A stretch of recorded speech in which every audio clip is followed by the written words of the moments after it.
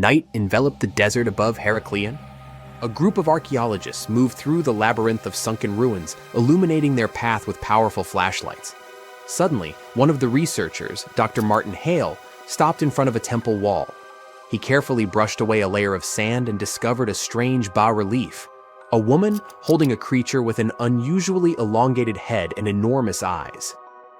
"This can't just be a stylized depiction of an infant," whispered his colleague, Alice Carter. "The Paracas skulls in Peru have similar shapes. Could this be evidence of hybrids?" The question remained unanswered, but the mystery of Heracleion continued to intrigue scientists. Theories ranged from ancient cults to contacts with extraterrestrial civilizations. However, biologists established that elongated skulls could be the result of artificial cranial deformation, a practice common in ancient times. No DNA analysis has shown traces of non-human genetics. Meanwhile, in another part of the solar system, the Viking 1 probe transmitted an image to Earth of a rock formation on Mars resembling a human face. The photograph instantly became a sensation, fueling conspiracy theories. "It's just pareidolia," astronomers stated. "The human brain is wired to recognize familiar shapes in random forms." Decades later, when NASA sent more advanced spacecraft, images confirmed that the face on Mars was merely an ordinary hill, with shadows creating the illusion of facial features. However, proponents of the ancient Martian civilization theory insist that the truth is being concealed. No less mysterious are the artifacts of the Maya civilization. Their bas-reliefs depicting beings resembling astronauts, their complex astronomical calculations, and myths of gods descending from the heavens suggest possible contact with extraterrestrials. Some researchers associate Kukulkan, the feathered serpent god, with alien beings. However, historians remind us that such imagery appears in many cultures and may carry purely symbolic meaning. In Scotland, on Arthur's Seat Hill, children stumbled upon 17 miniature wooden coffins with tiny figurines inside. The origin of these remains unresolved. Were they ritual offerings, connected to the murderers Burke and Hare, who sold their victims' bodies for medical research, or simply children's toys mistakenly perceived as something mystical? Some theories suggest they could have been a form of symbolic burial for souls who never received a proper grave. Others believe they were connected to an ancient superstition meant to ward off evil spirits. Another hypothesis suggests they were linked to an old Scottish practice of making talismans for protection against supernatural forces. The Antikythera mechanism found off the coast of Greece is another ancient enigma. This intricate device, over 2,000 years old, turned out to be an astronomical calculator ahead of its time. Studies revealed that the mechanism was used to calculate planetary movements and eclipses, proving the advanced knowledge of ancient Greek science. Many researchers now believe that similar devices might have existed, but no other examples have been discovered. Recent images from the Perseverance rover uncovered mysterious square structures on Mars.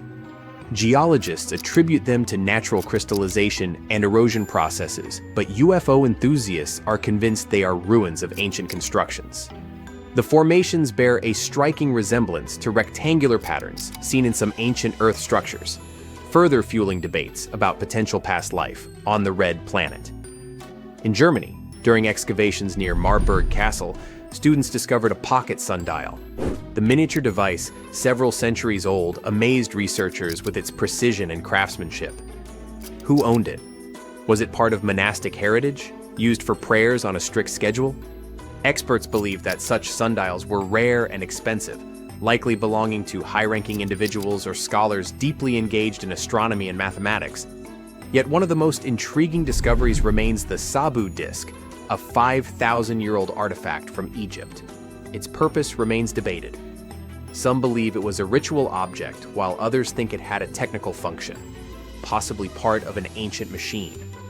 Some engineers speculate that its shape suggests it could have been part of a primitive flywheel or a component of an unknown mechanism. Certain studies suggest it could have been related to liquid movement or even served as a part of a lost mechanical system. Despite extensive research, its true function remains an enigma, adding to the ongoing fascination with the technological capabilities of early civilizations. The world is full of mysteries. Every solved enigma raises new questions. Were these artifacts merely the result of human ingenuity, or evidence of contact with forces we have yet to understand. As new discoveries emerge, the past continues to challenge our understanding, reminding us that history holds secrets waiting to be uncovered.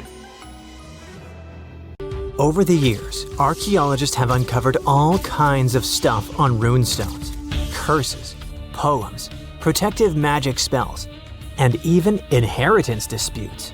However, a newly uncovered ancient Norse artifact known as Svingerud stone has just one word on it. Sounds boring, right? Well, think again, because this might just be the oldest runestone ever discovered, almost 2,000 years old. But that's not all. Excavations are still ongoing, and depending on what follows next, it could unravel secrets and the true meaning behind the mysterious magical runes. So let's explore and see just how much known history you can rewrite with only one engraved word on a stone. A long time ago, during the first few centuries of the Common Era, Scandinavians and Romans crossed paths. They traded goodies like glass and silver, and eventually, Roman customs and even written culture ended up north. The Nords liked the Roman alphabet but wanted their own letters copyrighted, so they decided to create their own unique characters, which they called runes. Almost 20 centuries later, in 2021, archaeologists were excavating an Iron Age burial site near the village of Svingerud in eastern Norway. Among the cremation graves, they uncovered a reddish sandstone slab that would become a centerpiece in a major Norwegian archaeological discovery. It's the size of a coffee table, measuring just over 12 inches across. The stone was found buried with burned bones and charcoal, part of an early cremation grave. The stone had runes engraved into it, looking rough and shallow, like they were scratched with the tip of a knife or something needle-like. Runestones are not unusual. Archaeologists are used to uncovering runic inscriptions, especially in this region. However, tests show that both the burial site and the carving on the stone likely date back to somewhere between the 1st and 3rd centuries. That places it deep in pre-Viking history, centuries before the Viking Age officially began around 800 CE. That makes it one of the oldest reliably dated examples of early writing in Scandinavia. When you look at these carvings, they either look like magical symbols made to call on Nordic deities to help you, or like random scratches made by an angry man hitting a stone with something sharp. But these are real letters, crude but intentional. It's an ancient writing system used by Germanic tribes across Northern Europe. They were engraved into wood, bone, or stone. Their shapes are straight, angular lines because curves were tough to carve with the tools they had back then. When they met with the Roman Empire, rather than just borrowing Latin letters, the Germanic tribes took the idea of writing and carved out their own version. The original alphabet was called Elder Futhark. It had 24 letters. We can find them on artifacts dating from around the 2nd to the 8th century CE.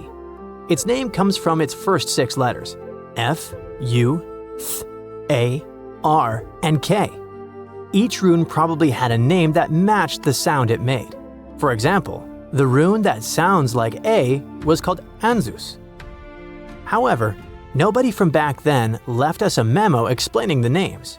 In fact, the knowledge of how to read them was forgotten until 1865, when Norwegian linguist Sophus Bugge deciphered them by comparing clues. He examined later rune alphabets and ancient poems that referenced the runes, like a detective sketching a suspect from scattered witness clues. For many runes, especially the oldest ones in the Elder Futhark, the meaning is still open to interpretation. They weren't common knowledge, which is reflected by the fact that only some 350 surviving inscriptions remain. This changed eventually when the Scandinavian language evolved from Proto-Norse into Old Norse, spoken by mighty Vikings. The Elder Futhark was reduced from 24 to 16 runes to reflect the changes in the language, thus becoming the Younger Futhark, which was far better spread. Runes weren't really used to write books or keep daily records. Instead, you'd find them carved on gravestones, weapons, and various tools. It's believed that people used runes to show ownership, honor loved ones who had passed away, leave short messages, or sometimes for protection or magic. In the early days, some runes probably had special spiritual or ritual meanings too. One interesting fact about runestones specifically is that they were often used for self-promotion or boasting, like an ancient social media status or a tweet posted on a wall, or better said, a stone. One such example of a runestone from the 11th century where a man named Vigmund had it carved for himself, calling himself the cleverest of men. He even added that he was a ship captain, and yes, he made sure everyone knew that while he was alive. In the Old Norse poem Havamal, Odin says he hung on the world tree for 9 nights, pierced by a spear, to gain knowledge of the runes. This goes to show just how powerful and mystical those symbols were perceived to be. It's fitting that the word rune comes from a Proto-Germanic word which can be translated as secret or whisper. There's a common saying about power being in words, and for the old Germanic tribes, that power felt like actual magic. It's also why it's important to know when this magic came to be. And the Svingerud runestone tells us that. But it's not just when it was written, it's also what's written on it, where and why. The location where the Svingerud stone was discovered is already a significant archaeological site. It's famous for its incredible discoveries, including the remarkable Jormungbu helmet, the only Viking helmet ever found in Norway. The stone was placed in a cremation pit, alongside the remains of an adult and a few personal items. Thanks to charcoal and bone samples, researchers can figure out how old the runestone is by using a method called radiocarbon dating. The Svingerud stone isn't the first ancient Norse artifact with runes that archaeologists have discovered, not even close. People carved runes into all sorts of everyday objects like combs, jewelry, and knives long ago. Some of those might even be just as old. Other finds have runes, but they're often broken, loose, or don't have clear dating. However, with radiocarbon dating, scientists have confirmed that the Svingerud stone is really the oldest runestone ever found. The writing on it suggests that it was part of a ritual and might have even been a message to the deceased. The inscription isn't long. It's just one word, Idiburg. No one knows exactly what it means. The clearest part says Idibera, and most researchers agree it's probably a name. Maybe Idibera in a genitive form, meaning of Idibera or belonging to Idibera. So this could be the name of the person buried there or someone being honored. There's a decent chance it's a female name, possibly making this the earliest known female rune inscriber in history. But researchers now believe that the Svingerud runestone is a part of a bigger monument. They found more than a dozen sandstone pieces scattered across several graves at the site, and when they assembled them in the lab, they fit together like a puzzle. This suggests they all came from one single upright stone. The main piece with the inscription was found in one grave, but other similar pieces were buried in nearby cremation pits. Archaeologists think it was broken and reused in a ritual, maybe to connect different people or generations who had been buried there. Instead of just marking one grave, it might have first been a memorial and was later put back into the other graves as a symbolic act. Some even speculate that the runes might have been carved by different hands throughout various time periods. The Svingerud stone might be small, but as the oldest runestone ever found with a secure archaeological context, it could be the key to how writing first took root in Northern Europe. This Norwegian archaeological discovery proves that runes were already tied to ritual, memory, and maybe even women. And if it's just a fragment of a larger monument, we've only seen part of the picture. Ancient Norse artifacts like this reshape what we know about pre-Viking history. And with luck, more runestones will follow, maybe even from another female rune inscriber. Imagine this. Long ago, in the depths of prehistory, aliens visited Earth. Yep, that's right. According to ancient astronaut believers, intelligent extraterrestrial beings made contact with humans thousands of years ago. And not only that, those alien visitors influenced the development of our cultures, religions, technologies, and maybe even our biology. All those divine beings in many ancient religions, Well, some say they were actually aliens with fancy tech, mistaken for deities by early humans. The pyramids, Stonehenge, Easter Island statues, all alien handiwork. At least that's what they claim. Ancient astronaut believers often claim that humans are either descendants or creations of those extraterrestrials. Aliens supposedly came down from the skies and kickstarted our civilization. To back up their theories, these believers point to so-called out-of-place artifacts. They take ancient artwork, legends, or even unusual archaeological finds and say, look, that's proof of alien contact.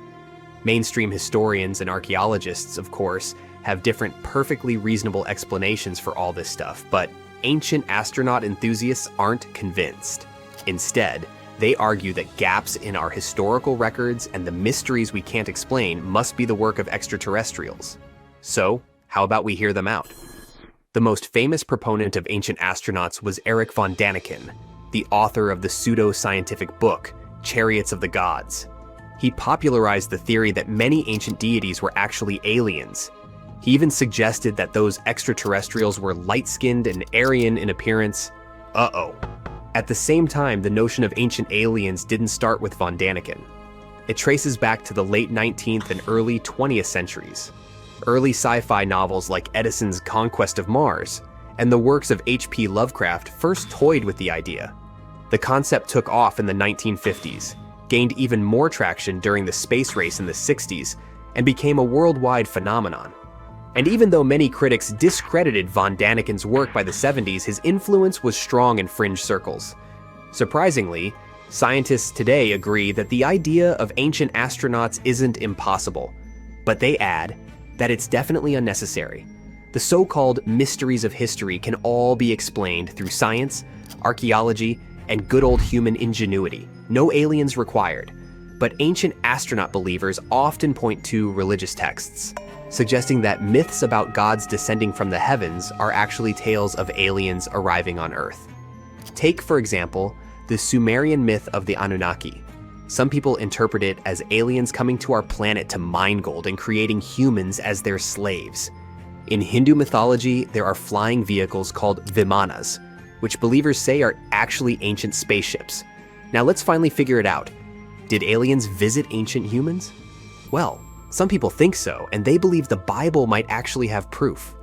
For example, in the Bible's book of Genesis, there's a story about the sons of God marrying the daughters of humans.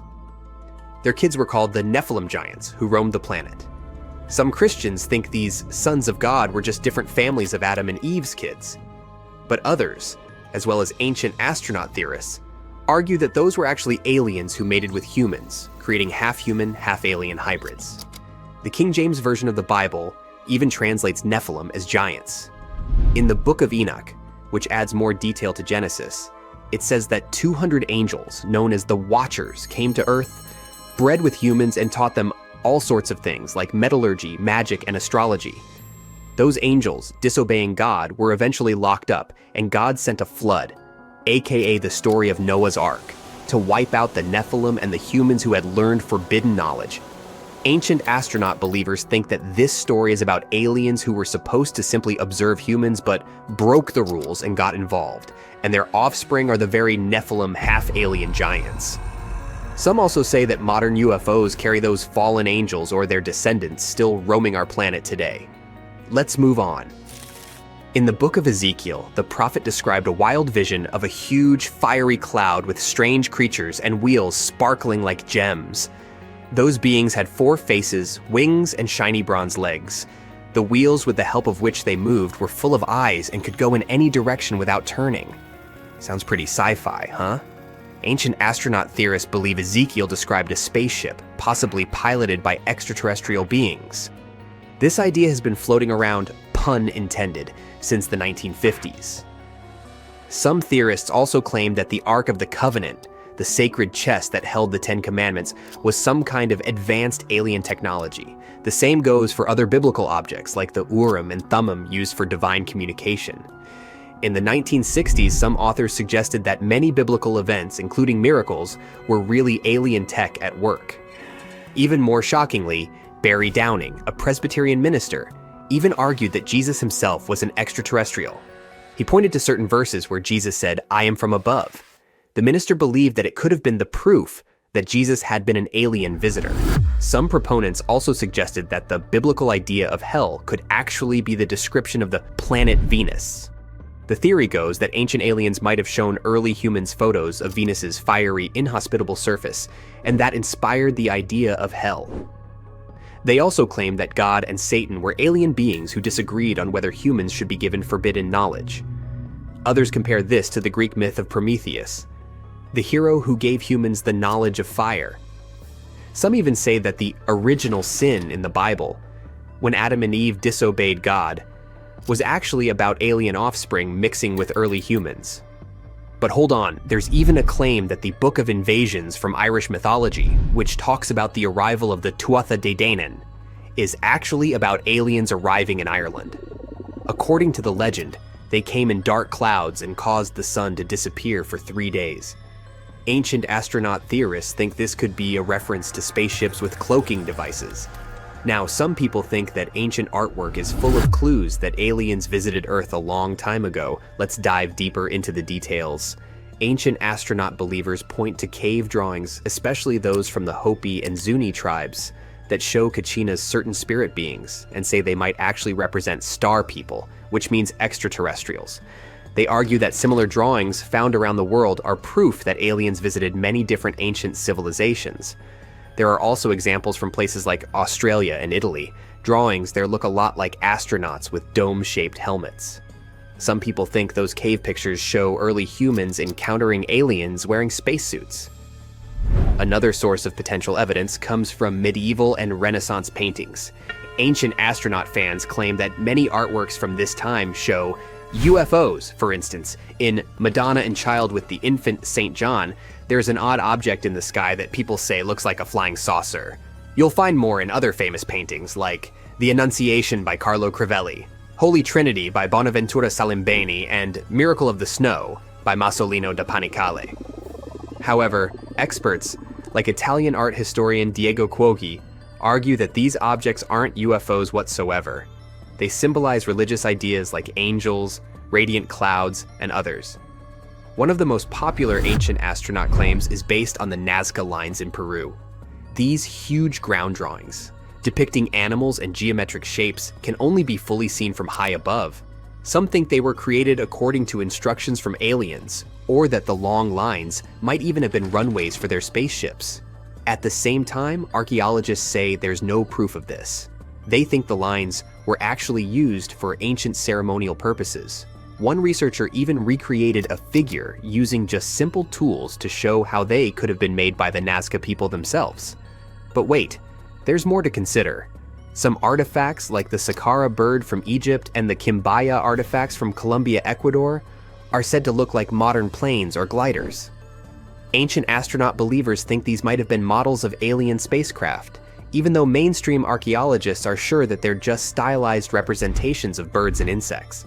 Then how about sites like the Pyramids of Giza, Machu Picchu in Peru, Baalbek in Lebanon, Stonehenge in England, and the Moai statues on Easter Island? They often get linked to the idea of aliens. These structures are so massive and precisely built that humans of the time couldn't have made them without help from extraterrestrials. Mainstream archaeologists don't agree and say ancient people had the skills and manpower to move even huge stones. There have been experiments showing that large megaliths can be transported using simple ancient technologies. And still, some believers argue that the sudden rise of ancient Egypt's advanced civilization, and especially the construction of the pyramids and the Sphinx, was due to extraterrestrial influence. Now look at these massive Moai statues on Easter Island. They have puzzled people for a long time. Some ancient astronaut believers say there's no way humans could have moved such heavy structures without using alien technology. But in the 1980s, a group of researchers figured out a method that involved using ropes that made the statues walk across the landscape with the help of just a small team of people. But how will you explain this fact? Some ancient cultures, including the Egyptians and some Native Americans, used to artificially lengthen the skulls of their children. Ancient astronaut believers think they did this to mimic the appearance of extraterrestrials, whom that they might have seen as deities. Pharaoh Akhenaten and his family, who are often depicted with elongated heads and other unusual features, have also sparked theories of alien influence. Scientists believe that such features were probably caused by a genetic disorder due to inbreeding, which was common in royal families.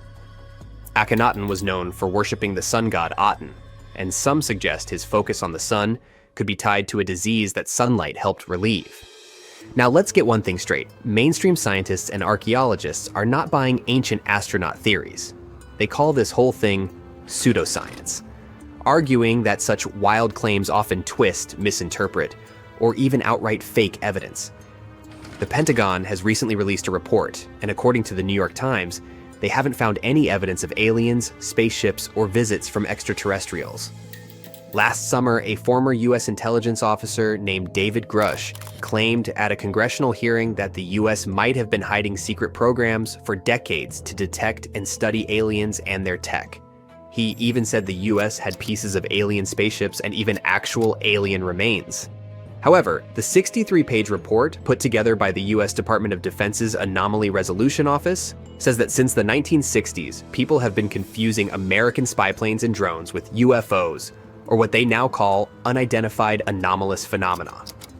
Pentagon spokesperson Patrick Ryder said they were keeping an open mind, but found no proof of aliens or hidden government programs.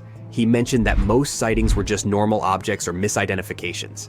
In February last year, after a few unidentified flying objects were shot down over the US and Canada, an interagency group was created to look into the whole UFO situation. At the time, John Kirby from the National Security Council noted that this phenomenon had been around for a long time, but previous administrations hadn't really tried to explain it. Now, why is the ancient astronaut theory so popular? The human brain needs an easy way to explain incomprehensible things, and blaming them on some extraterrestrial powers is a simple way to do it. The supporters of the theory often take fragments out of historical and cultural contexts, ignoring the broader meaning of those pieces. Plus, they assume that alien technologies must be similar to ours, and that aliens must be interested in the same things as humans, which would be very unlikely even if aliens existed. The ancient astronaut theory, despite its popularity in certain circles, is classified by the scientific community as pseudoscience since it does not comply with the principles of the scientific method and is often based on distortion of facts or false analogies. At the same time, come to think of it, the universe is unimaginably huge. Does it really sound possible that in the vast, constantly expanding cosmos, we're the only intelligent, technologically advanced civilization? What do you think? Write your opinion in the comments. Back in 1912, British newspapers were buzzing with one bold claim: the first humans appeared in Britain, not Africa. It felt like history itself had been rewritten, and everyone bought into it. Crowds cheered, scientists raised their glasses, and the tiny village of Piltdown in Sussex suddenly became the spotlight for what was hailed as the greatest evolutionary discovery ever. It all happened thanks to this guy, Charles Dawson, a curious amateur archaeologist who was dreaming of making a name in science. He claimed he had found bone fragments of a transitional creature between apes and humans. Dawson teamed up with Arthur Smith Woodward, a respected geologist from the Natural History Museum, and together they assembled fragments of skulls, teeth, and even primitive tools. They unveiled their find, the Piltdown Man, to the Geological Society, and for decades everyone believed it. Textbooks even rewrote human evolution around it, and entire generations memorized it as pure truth. But here's the twist. In 1949, new technology to determine the precise age of objects came along, and things just didn't add up. Tests showed that the skull was only about 50,000 years old, not hundreds of thousands. Then came an even bigger shock. The skull and jaw didn't even belong to the same species. Someone had combined a human skull with the jaw of an ape, probably an orangutan. And even worse, they filed down the teeth to make them look more human and stained the bones to match the surrounding gravel. A Frankenstein fossil and its creator managed to trick the entire world into believing they'd found a missing piece of humanity's puzzle. So Dawson went down in scientific history, but probably not the way he was hoping to. And he wasn't the only one. Some did it for money, others for fame. In the late 19th century Paris, museums were collecting ancient treasures like they were trading cards. When a stunning gold tiara, supposedly belonging to an ancient Scythian king, Ctesiphon, appeared on the market, the Louvre had to have it. It was breathtaking, detailed, majestic, fit for a ruler.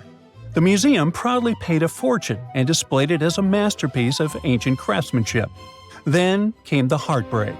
A few years later, an entrepreneurial goldsmith from Odessa read about the Louvre's glorious find and burst out laughing. He recognized the tiara because he made it with his own hands. It was a modern piece, a commission he created for local dealers, except they never told him they planned to pass it off as an ancient treasure. The Louvre was humiliated. Once again, the whole world believed in a beautiful lie, and the goldsmith who had just made the museum look ridiculous ended up famous in the world of art. The tiara still holds the Guinness World Record for the greatest goldsmith fraud of all time. Another story of a well-planned scientific hoax takes us to a quiet town of Cardiff, New York, a couple of decades before the Louvre incident. In 1869, workers digging a well struck something hard and enormous. They uncovered what looked like a petrified 10-foot-tall man lying in the earth. Crowds poured in from miles around to see it. Preachers called it proof of the biblical giants mentioned in Genesis. Scientists debated whether it was fossilized or divine. Within days, the Cardiff giant became a sensation. People paid good money to see it, 50 cents a ticket, which was a lot back then. Later, it turned out that a man named George Hull carved the mysterious giant from gypsum after an argument with a Methodist reverend. Hull just wanted to prove how easily you can fool people, especially religious believers, unlike himself. So he buried the fake giant, and it worked too well. Even after experts exposed the hoax, visitors didn't care. They kept coming because they wanted to believe. Over time, the giant changed ownership several times.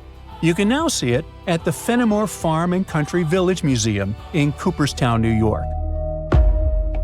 Well, speaking of museums, you might have seen crystal skulls that glow under light, presented as sacred artifacts from Mesoamerican temples. Yes, that skull from an Indiana Jones movie with ancient Aztec powers or even extraterrestrial energy. So, museums displayed such skulls proudly until scientists at the British Museum and the Smithsonian decided to give them a closer look. And what they found shattered the myth. They found that the skulls were made with modern rotary tools and abrasives that ancient carvers didn't have. In other words, someone in the 1800s or 1900s made them using modern machinery and fooled the world. They weren't messages from deities or some advanced creatures from space, just very fancy paperweights that tricked so many people into believing in some ancient superpowers. Well, let's jump several decades closer to the present day, shall we? In the 1960s, Yale University revealed what looked like a discovery that could rewrite world history: a 15th century map showing North America labeled Vinland. It meant Vikings had mapped America long before Columbus. The headlines were sensational.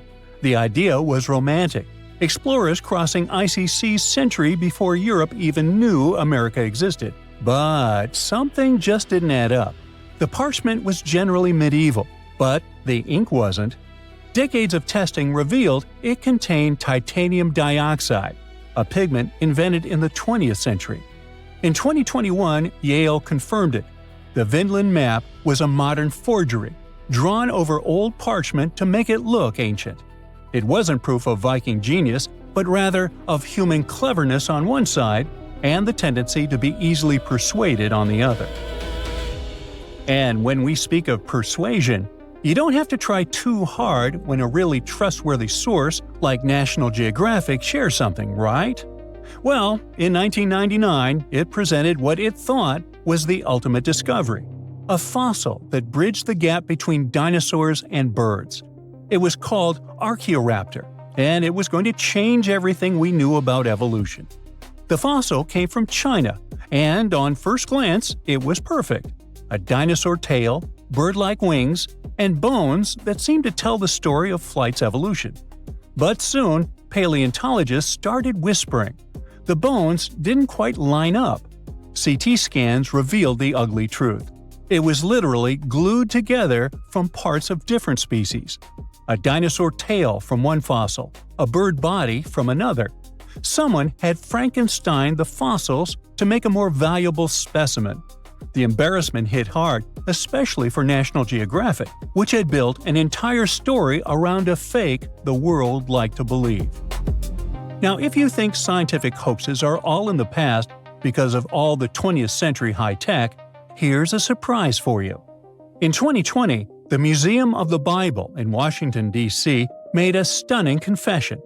All 16 fragments of its prized Dead Sea Scroll collection were modern forgeries. They'd spent millions acquiring what they thought were sacred 2,000-year-old texts, only to learn they were made of ancient leather painted with modern ink. The forgery was so advanced that even experts were fooled at first. But after detailed forensic tests, it became clear the holy relics were anything but holy. It wasn't just about money, it was about faith. Thousands of visitors had stood in front of those glass cases, feeling awe, reverence, and connection, only to learn it was a show built on lies. And finally, it's time for one of the eeriest hoaxes of all. In 2000, a mummy surfaced in Pakistan, claiming to be a 26-year-old Persian princess, the daughter of Xerxes. They found her in a gilded sarcophagus, wrapped in golden robes. Her face was eerily well preserved. Archaeologists were stunned, but something about her looked wrong. CT scans, linguistic analysis, and radiocarbon dating revealed the horrifying truth. The mummy wasn't ancient at all.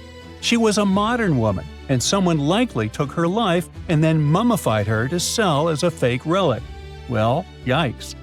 The story went from exciting to tragic overnight and broke many hearts.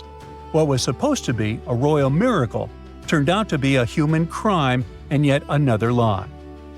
All these stories have one thing in common: hope. People want to believe. They want to touch the past, to find proof that connects them to something bigger. Whether it's scientists looking for the missing link, museums wanting fame, or believers searching for signs of faith, we all crave wonder. History is full of tricksters, and sometimes the best stories come from the fakes that fooled us all. Now, have you ever seen cricket balls that are 3 billion years old? Klerksdorp spheres were found in deposits of the mineral pyrophyllite in South Africa and rocked the science world.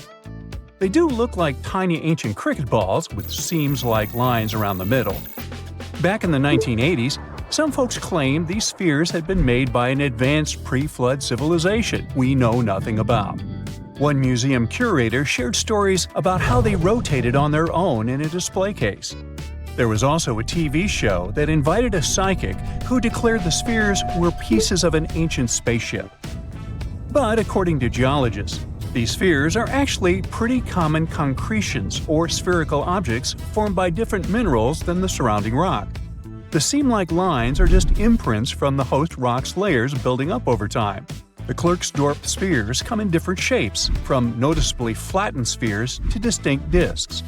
As for that episode when one of these spheres spun on its own, the curator of the Klerksdorp Museum cleared that up too.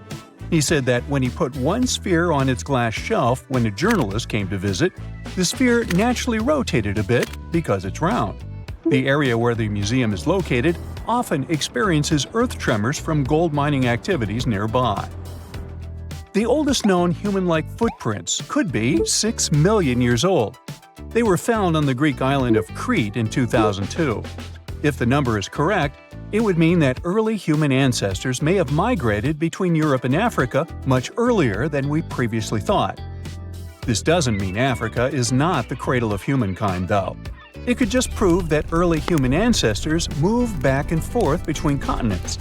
Some researchers believe the footprints were left by a bipedal creature possibly related to an early human ancestor nicknamed El Greco. According to scientists who studied them, the footprints have a very human-like shape, with 5 toes and a parallel big toe. Some scientists are skeptical about it and suggest the prints might be from a late European ape. The new study analyzed fossilized marine microorganisms found in the sedimentary rocks to determine the footprint's age and prove it's actually 6 million years. The next amazing find that keeps scientists entertained is the Dorchester pot. It's a beautifully crafted metal vessel with some fancy geometric designs embossed in shiny silver. The pot was discovered in, who could have thought, Dorchester in 1852 under quite unusual circumstances. During a powerful blast, the pot broke into 2 pieces. Scientists believe it was originally embedded within a rock or boulder known as pudding stone. The rock from which the Dorchester pot emerged is dated to be around 500 million years old, so it could mean the pot itself is also that old. The current and less exciting theory suggests that the Dorchester pot is a Victorian-era candlestick holder. Such things were really trending back then, so it's not a surprise to find such fancy household item from that time. The Dorchester pot falls into the category of ooparts, or out-of-place artifacts. Those are objects that seem too advanced for the time period they're supposedly from. If we accept that the pot is 500 million years old, then whoever made it was way ahead of their times in terms of crafts and tech. One extra mystery is that the pot has an engraving of a plant that most likely disappeared from Earth over 100,000 years ago. Sounds like good proof the pot is really extra old. Now, it looks like the oldest map in Europe is a stone from 4,000 years ago. This Bronze Age slab was found in France in the year 1900 at an ancient burial ground. The carvings on the slab show in 3 dimensions the River Odey network with a fantastic accuracy of around 80% over an 18-mile stretch. There are other stone-carved maps around the world, but this one is unique because it shows a specific area to scale. Looks like the slab's carvings don't just map rivers and hills, but also settlements, barrow sites, and field systems. Archaeologists say the slab wasn't used for navigation, but rather to symbolize power. The detailed markings on the slab might have served to illustrate the domain of a local ruler, possibly a prince or king, to show their control over the territory. When the ruler lost power, the slab was likely repurposed as part of a burial vault. The unique artifact was stored in the cellar of a museum. For decades, no one even noticed until several scholars read older reports about the slab and decided to check it out. They conducted a detailed analysis using 3D techniques. Their research proved that the creators of the slab had not only etched lines into the rock, but also modified its surface to reflect the topography of the landscape with high accuracy. The Salzburg cube, also known as the Wolf's Egg iron, was discovered in the late 19th century in Austria. Now, don't let the name mislead you. It doesn't look like a cube at all. It's more like a rounded object with 2 flat sides. Down the middle, there's a groove, and the surface is covered with pits and craters. This unique appearance is the reason why many people think it might be something out of this world. Workers accidentally found this artifact when they blew apart a piece of coal. The coal seam it came from is thought to be over 60 million years old. The Salzburg cube moved between museums, mysteriously vanished in the early 20th century, and then showed up again. A professor from Bonn University suggested it might be from a meteor, but they found no evidence of elements that you'd normally see in meteorites, like cobalt or nickel. Then researchers thought it must be a human-made object, possibly a Victorian-era candlestick holder. No one knows the true story of the cube or its current location. Yep, it disappeared again. Have you heard about the Meister print? It's a fossilized sandal print discovered in 1968, and it has sparked a lot of intrigue. There's a trilobite inside the print, which supposedly went extinct around 500 million years before humans even existed. But many historians think this age is an exaggeration. When Meister found the fossil, it was authenticated. But the scientist who did it didn't confirm it was a human sandal print. He only agreed there was a trilobite there. When another scientist visited the site, he found a 6-inch impression he believed was from a child's moccasin. But the footwear seemed to be new. So, could it be evidence of time travel? Proof that humans existed millions of years earlier than we thought? Or a sign that someone else visited early Earth? Or is it just a rock formation that looks like a sandal print? We still don't have the answers. Back in June 1936, a couple was walking along Red Creek in London, Texas. London, Texas? Yeah, when they stumbled upon something unusual. It was a piece of wood sticking out of what seemed to be an ancient rock formation. About 10 years later, their curious son decided to crack open the rock to see what was inside. And he saw a hammer, which looked surprisingly modern. Then, one unique finds enthusiast decided that the rock encasing the hammer was from the Cretaceous period. This would mean that someone dropped a 19th century hammer while dinosaurs like Triceratops were still roaming the earth.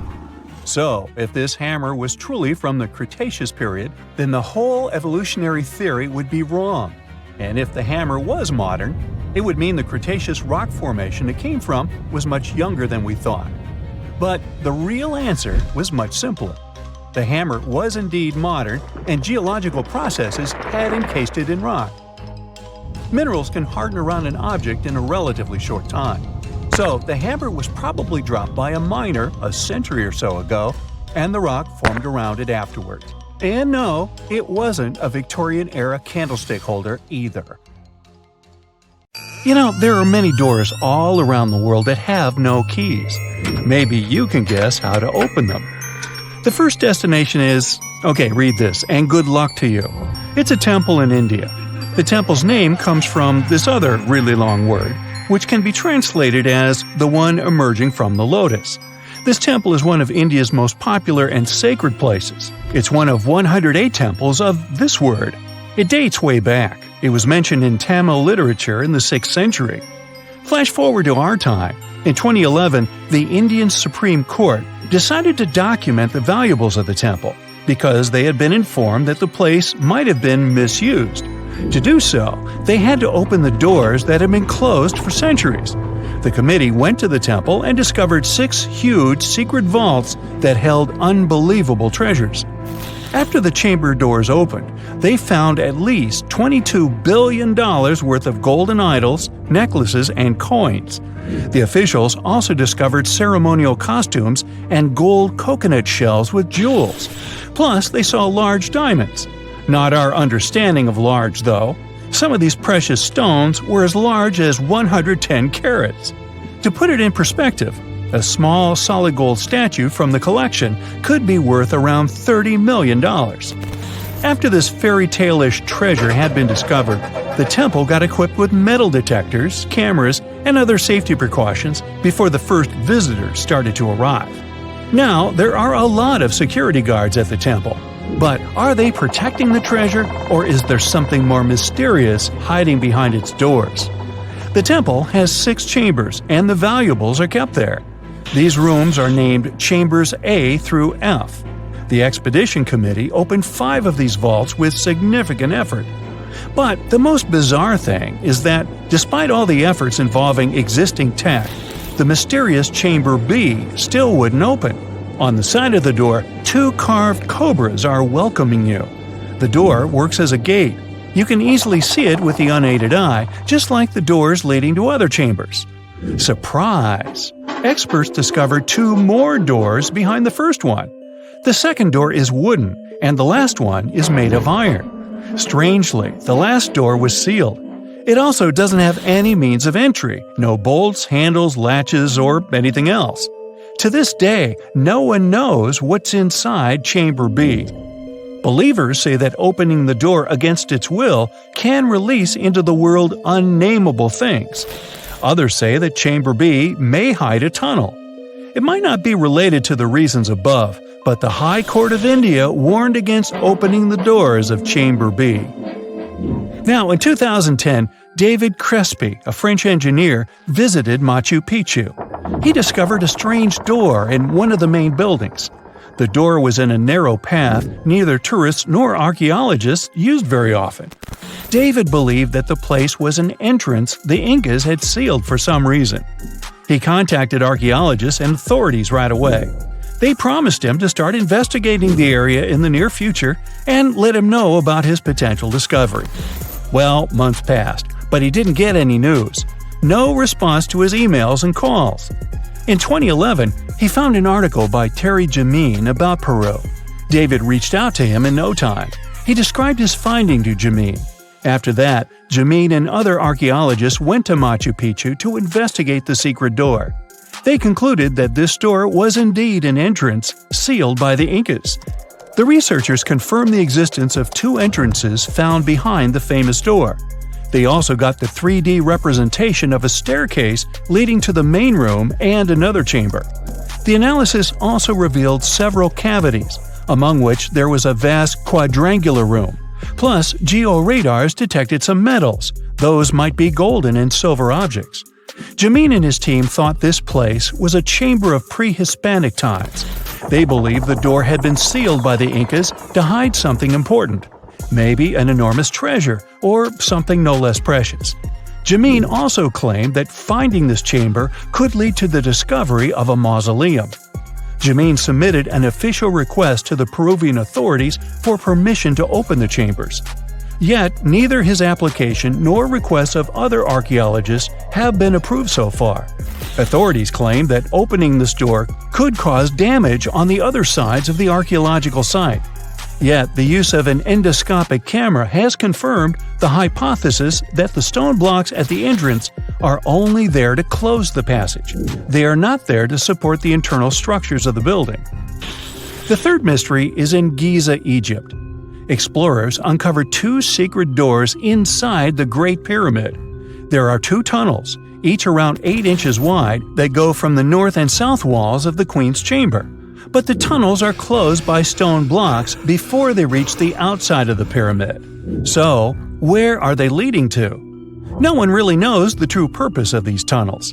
Some archaeologists think these doors might be hiding a yet undiscovered chamber.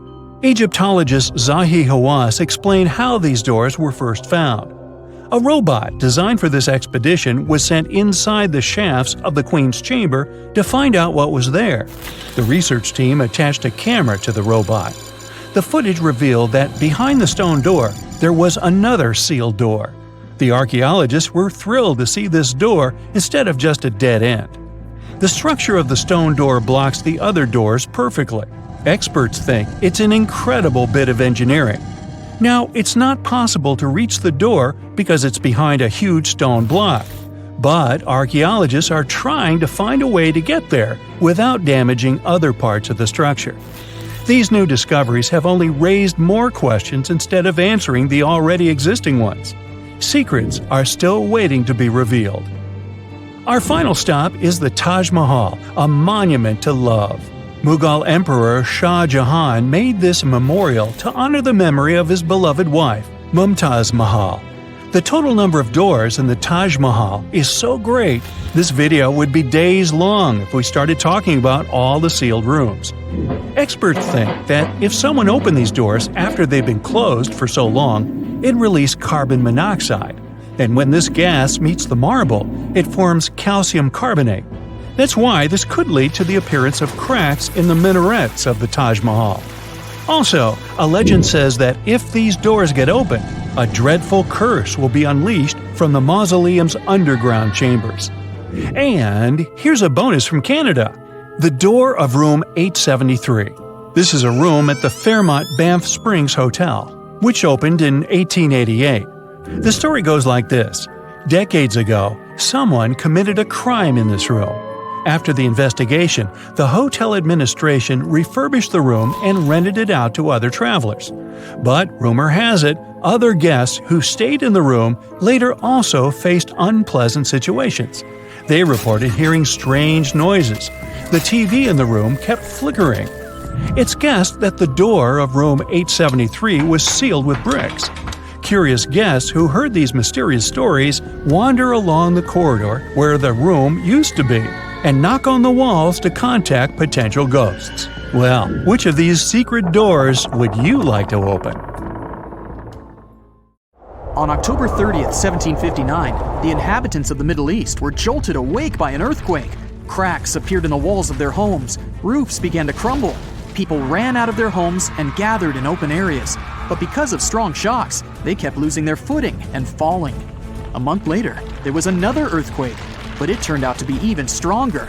Trees broke, houses collapsed, deep cracks appeared in the ground. The disaster lasted for 2 minutes. Oases, roads, and cities were destroyed. Incredibly, Baalbek's ancient buildings withstood earthquakes. Some historians state that this majestic and mysterious place was built during the Roman Empire, but many researchers disagree. Whatever the truth is, the city is one of the main archaeological phenomena of humankind. The most amazing building of Baalbek is the Temple of Jupiter. The inhabitants of the Roman Empire believed that Jupiter held power over lightning and thunder. The building looked like a platform with 54 columns. A massive roof rested on these columns.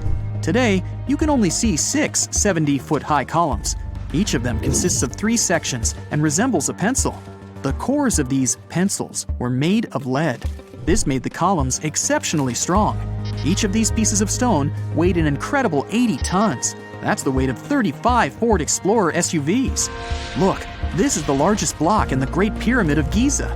But compared to the blocks from Baalbek, it doesn't even look that impressive. The foundation under the Temple of Jupiter was preserved. That's how specialists figured out it consisted of about 25 monolithic stones, weighing 450 tons each. It means that the blocks from Baalbek weigh almost 4 times more than the blocks from Egypt. There are 3 more enormous limestone blocks in the foundation. They weigh 800 tons each. This is more than twice the weight of a Boeing 747 plane. Ancient builders must have had a hard time carving such giants from a piece of stone.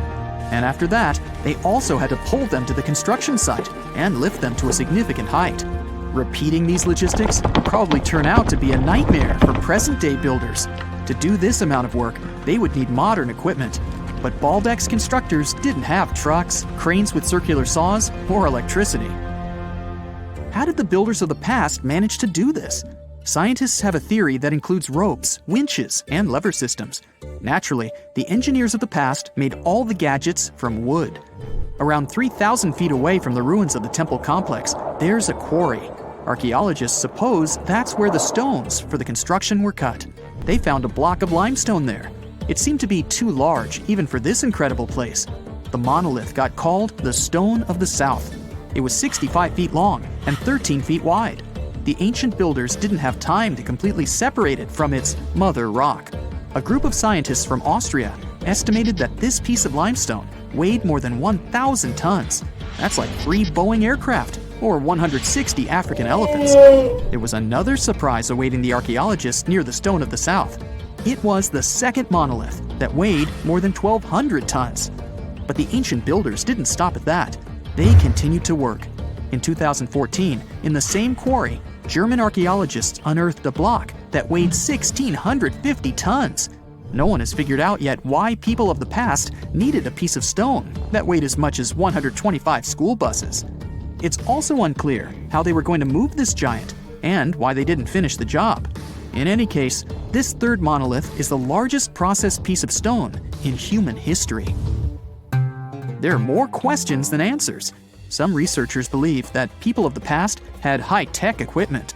Others don't think so, but are eager to understand how the builders managed to move those stones. There's a huge number of ancient buildings and artifacts on the planet. Lots of them make researchers scratch their heads. Near the Pyramid of Djoser in Egypt, archaeologists have found a network of tunnels. This place is called Serapeum. It contains 24 sarcophagi weighing from 70 to 100 tons. The giant boxes are carved from a single piece of granite and covered with heavy lids. The sarcophagi are perfectly symmetrical.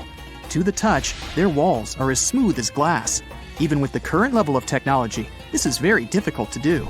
But the ancient Egyptians managed this feat. The Lycurgus cup is a priceless artifact and example of ancient nanotechnology. It's made of glass that can change its color. If you put a source of light in front of the cup, it turns green.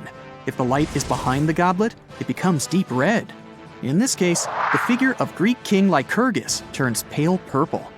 Scientists understood how this color change worked only at the end of the 20th century. Through microscopes, they saw nanoparticles of silver, gold, and copper. They had been added to the glass matrix. Thanks to this, you can observe a color change called dichroism.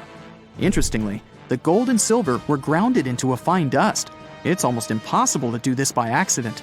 Most likely, the ancient experts knew for sure what they were doing.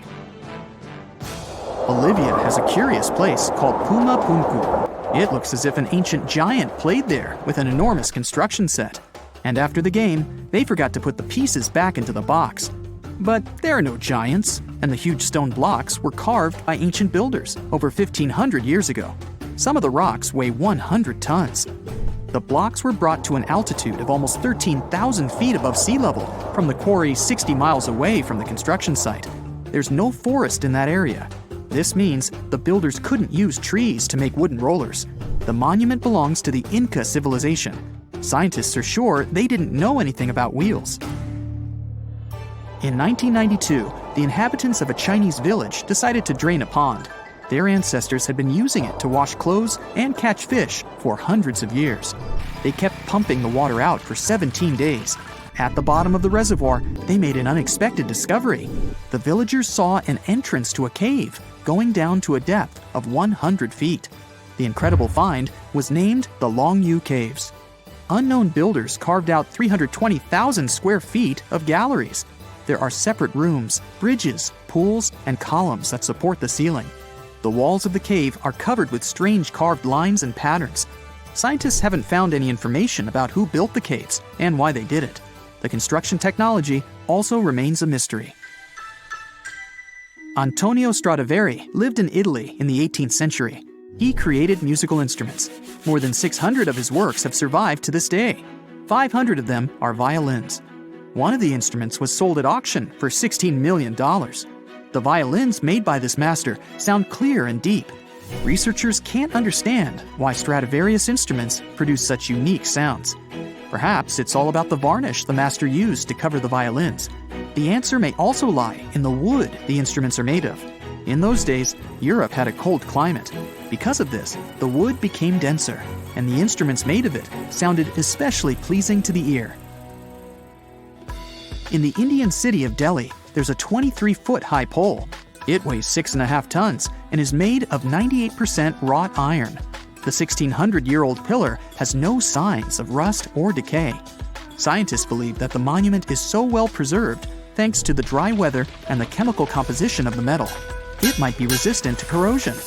And still, researchers don't know how the blacksmiths managed to make an iron pillar that's not afraid of rust. It seems like a tough feat, even for modern metallurgists. The Al-Nasla rock is divided into two parts by a perfectly straight slit. Each boulder stands on a small pedestal. Some people believe this is the evidence of ancient laser technology. But geologists think the split happened due to the ground shifting or natural vibrations that occurred under the rock. This process led to the appearance of the crack. It had been deepening for thousands of years, and gradually, the natural monument took the form you can see today. The most exciting accidental discovery I've made in my life was a $10 bill in my old winter jacket. Some folks are luckier though, as they find underground cities from centuries ago or make inventions that turn them into millionaires. Velcro was invented after a routine walk in the woods. Kellogg's cornflakes were inspired by a chipped tooth, and Play-Doh saved a business empire from falling by chance. Back in 1998, electrical engineer John Williams found something that looked like an electrical plug sticking out of the ground. He started digging and noticed that it was stuck in a small rock. He found it in a rural location in North America, far from civilization, industrial complexes, airports, factories, and electronic plants. This piece of electronics embedded into a solid granite stone got the nickname Enigmalith and a price tag of $500,000. Some scientists are sure it's a big hoax and not a souvenir left by some visitors from space, as Williams claims. But the finder of the rock wanted to prove that it was a real piece of ancient technology, some sort of an electrical connector. If it's not a hoax, then this little find could be proof that humans, or some other civilization from the past, were way more advanced than we ever thought. They must have managed to invent a way to transmit electricity long before humans in the 19th century. He offered scientists to take a look at this find and establish what it really is without breaking the rock open, but there were no takers. Williams consulted an engineer and a geologist, and both confirmed there were no traces of glue on the electronic component. It hasn't been welded either, so it must be as old as the rock, which is around 100,000 years old, according to geological analysis. Dr. John Kellogg had a philosophy of biological living with regular exercise, massage, plenty of water, zero bad habits, caffeine, and no meat. At the end of the 19th century, he looked over a health institute in Michigan. He once whipped up a mix of flour, oats, and cornmeal. He thought that by baking whole grains at high temps, they'd be easier on the stomach and healthier overall. He baked the mix twice and first made cookies, but a patient chipped a tooth on that version. Then he decided to break it into small pieces. It's hard to pinpoint exactly how Kellogg cornflakes came to be, with so many versions of the story floating around. Kellogg's wife, Ella, and his brother Will both claim they played a role in creating the flakes, along with several other family members and sanitarium staff. The company lore says that it all went down one night in 1898, when some wheat-based cereal dough was left out too long, fermenting in the process. When rolled out thin, the slightly moldy dough turned into these perfect large thin flakes that got all crispy and yummy in the oven. Over the next few years, Will Kellogg kept tweaking the recipe and realized that corn, not wheat, made even crunchier, tastier flakes. His brand, Kellogg's Corn Flakes, has grown into a multi-billion-dollar company. Swiss engineer George de Mestral once went for a walk with his dog and came back with a concept that would later go to space. Once they got back from the woods, de Mestral noticed that his pants and his dog's fur were covered in the tiny barbs of the cocklebur plant.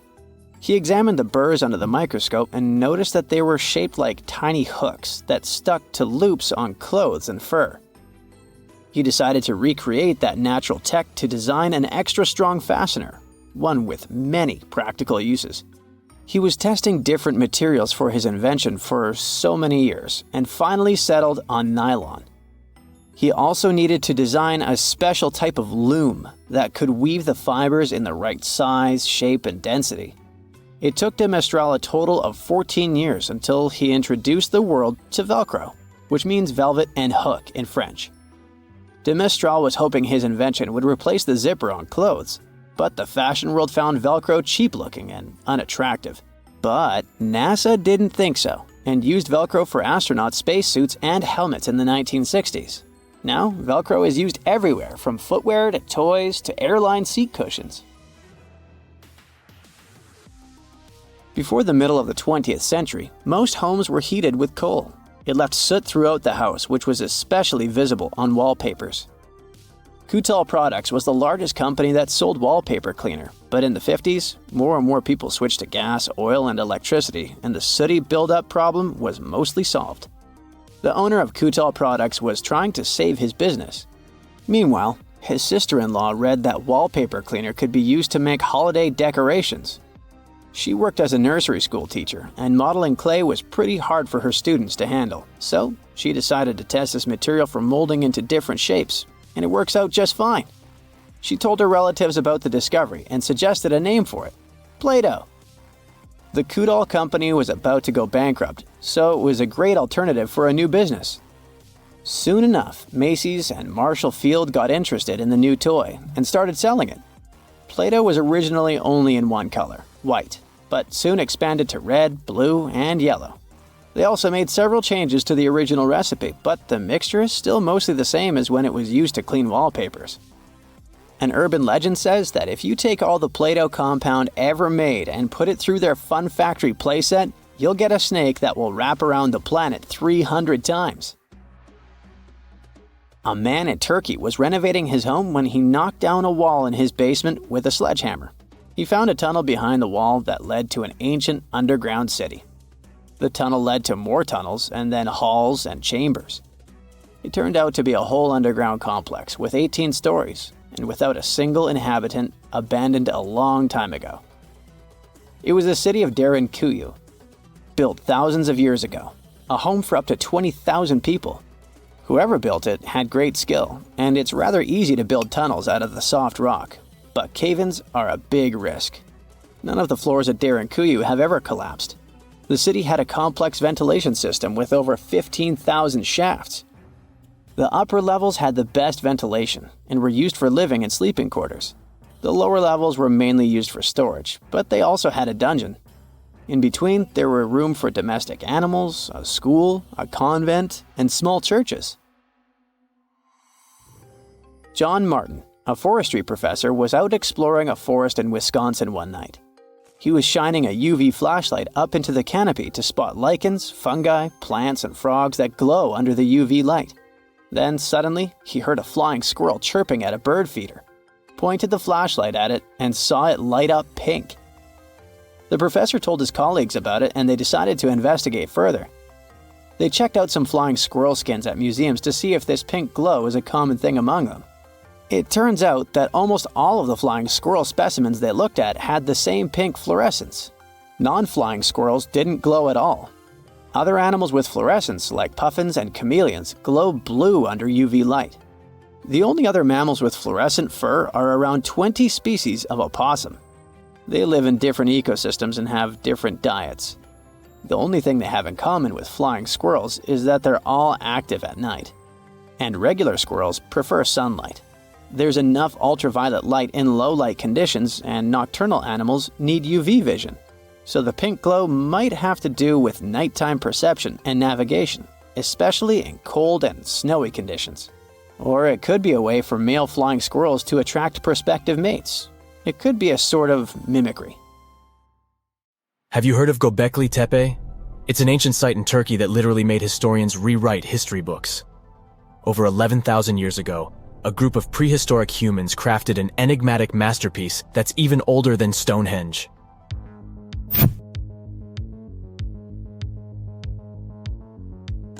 Before its discovery, archaeologists believed that people didn't know about iron and weren't good at making pottery.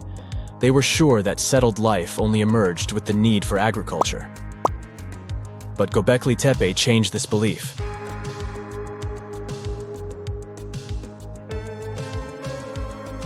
The place has revealed that it was the temple that paved the way for a settled life, not agriculture.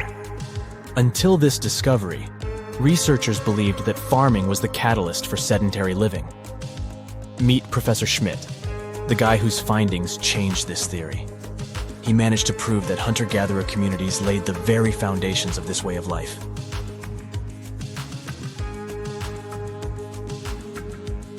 Back in the 1960s, other archaeologists visited the area, but they totally missed the mark. While surveying the region, they stumbled upon a hill with scattered limestone slabs and concluded it was just an old burial ground from medieval times. Little did they know that there was so much more to uncover.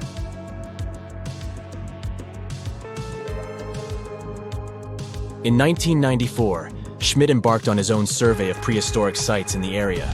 Surprise! He instantly realized he had discovered something truly extraordinary. Unlike the nearby flat and barren plateaus, Göbekli Tepe had a gently rounded top, rising 50 feet above the surrounding landscape.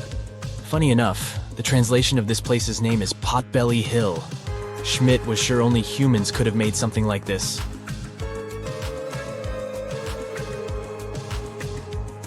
Those broken limestone pieces that were mistaken for gravestones turned out to be way more exciting. It was like stumbling upon a hidden treasure.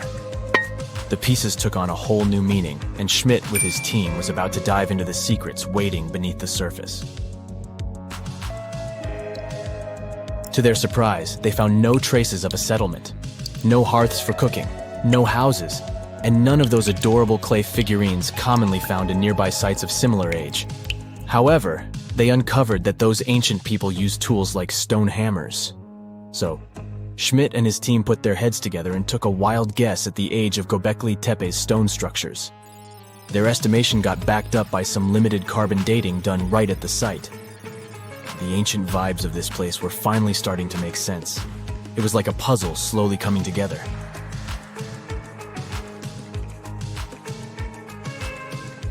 You may think that back then, people didn't have special tools to create something as cool as Göbekli Tepe. Not true. Turns out, these prehistoric folks used flint tools instead of fancy metal chisels. They were also skilled at chipping away softer limestone and crafting pillars right on the spot. Afterward, they carried the pillars a short distance to the summit and placed them upright. Once the stone rings were complete, they covered them with layers of dirt. Over time, they added new rings, and voila! You've got a cool hill to impress people in the future.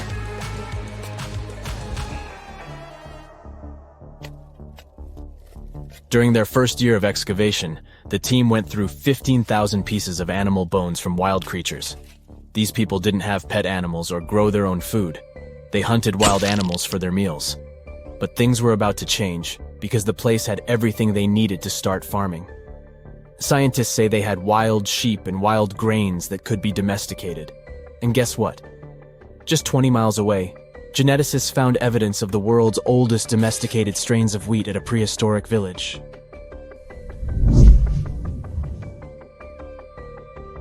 These amazing findings have completely changed how we view civilization. In the past, experts believed that people needed to learn how to farm and settle in one place before they could build temples and develop complex societies. But guess what? Schmidt's research flips that idea on its head. He claims that the incredible effort put into constructing these astonishing structures actually set the stage for the development of advanced societies. It means that societal and cultural changes happened before agriculture. Schmidt has this fascinating hypothesis about Göbekli Tepe. He thinks it could have been a special burial site where people left their loved ones. And here's the twist. The burial site was adorned with fancy statues and symbols representing deities from the spiritual realm. The idea that Göbekli Tepe could have served as a sacred place adds another layer of complexity to the whole story. While the site's true purpose may remain elusive, Schmidt's insights invite us to consider the profound interplay between life and the afterlife, and the deep reverence ancient hunter-gatherer societies may have had for their departed ancestors. Now let's talk about the stars of the show, the mesmerizing T-shaped columns that dominate Göbekli Tepe. These mysterious structures range from 10 to 20 feet tall and most likely represent stylized human figures. But one figure stands out from the rest, the three-dimensional lion relief. This depiction really fires up our imagination. Why? Because it hints at the possibility that lions roamed Anatolia during the Neolithic period.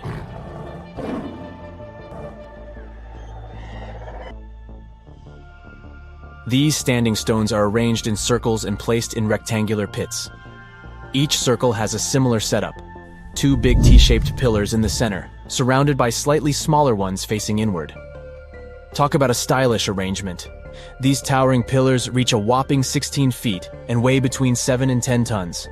Some pillars are plain and simple, while others are like works of art with intricate carvings. Foxes, scorpions, and vultures come to life, crawling and twisting on the pillars' sides. But it's not just animals depicted on these stones. Some pillars have abstract shapes representing humans, and even small carvings of clothing items. Some of them even have belts. Now, there's one pillar that stands out from the rest like a rock star. This super old stone pillar suggests that a comet crashed into Earth. It happened during a chilly period that lasted about 1,000 years. Previous studies examining Greenland ice cores hinted at this comet theory, but now the carvings at Göbekli Tepe prove it right.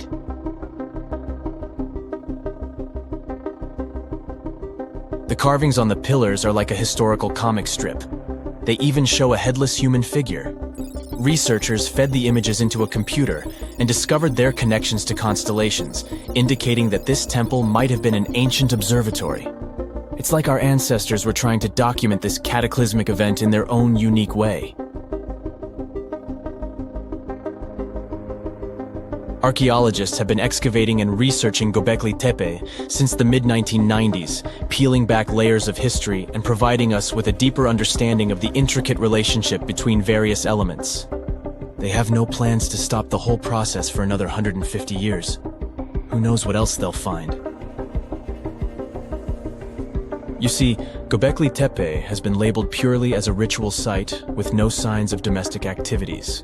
We were led to believe that the absence of water meant it couldn't support semi-sedentary communities. But scientists believe it's time to shake things up and approach Göbekli Tepe with fresh eyes. It's time to question what we believed before and use new evidence and different ways of thinking. Like, there might have been a group of people living in the area who didn't stay in one place all the time. They moved around a bit but still had their own civilization, living in the area semi-sedentarily. Göbekli Tepe is not just home to a single temple, but an astounding collection of over 20 ancient structures. As archaeologists delve into the depths of this wonder, they are unraveling its unique layout, featuring 2 prominent focal points at the heart of each establishment, complemented by smaller structures and dividing walls. What's even crazier is that in this area, there are over 200 obelisks, which are narrow tapering monuments. So the idea of panspermia is that life can travel through space naturally, like seeds being spread around the universe. It's been debated for ages, but we didn't have any proof until recently. Now, with new discoveries and research, we're taking it seriously. People used to think it was impossible for living things to survive being launched off one planet, traveling through space, and land on another planet. But turns out microorganisms can handle it.